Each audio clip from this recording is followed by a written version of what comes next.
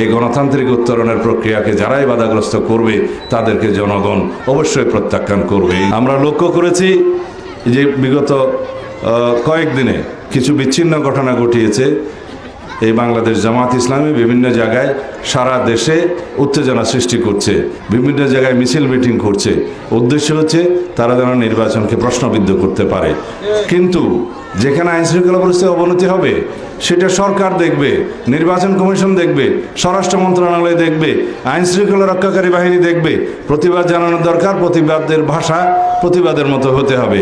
এগুলো নিয়ে উচ্ছৃঙ্খলতা সৃষ্টি করা যাবে না। কেউ যদি এগুলো ব্যবহার করে উচ্ছৃঙ্খলতা সৃষ্টি করতে চায়, কোন জেলায় কি সংগঠিত হলো, কি উত্তেজনা হলো, এগুলো নিয়ে যদি রাজনৈতিকভাবে উত্তপ্ত করতে চায় মাঠ, তাহলে পরে আমরা হুঁশিয়ার করে দিচ্ছি। বাংলাদেশের জনগণ গণতান্ত্রিক উত্তরণের জন্য অধীর আগ্রহ অপেক্ষা করছে। এই গণতান্ত্রিক উত্তরণের প্রক্রিয়াকে যারাই বাধাগ্রস্ত করবে তাদেরকে জনগণ অবশ্যই প্রত্যাখ্যান করবে ইনশাআল্লাহ। বিএনপি যে সমস্ত পরিকল্পনার কথা বলছে এগুলো নাকি অবাস্তব। আমাদের রাষ্ট্র পরিচালনার অভিজ্ঞতা আছে, বিএনপি অনেকবার সরকার পরিচালনা করেছে, বিরোধী দলে ছিল, আমাদের সেই অভিজ্ঞতা আছে কিভাবে জনগণের জন্য এই পরিকল্পনাগুলো বাস্তবায়ন করতে হয়। সেই জন্য আমার নেতা বলেছেন আমাদের একটি পরিকল্পনা আছে এই দেশের মানুষের জন্য, এই দেশের জন্য।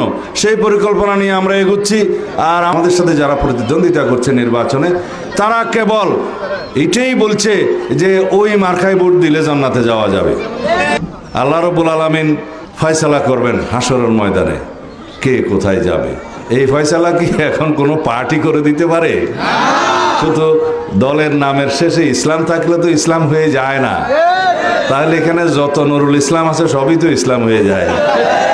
তো এই সমস্ত ধোঁকাবাজিতে জনগণকে বিভ্রান্ত করা যাবে না।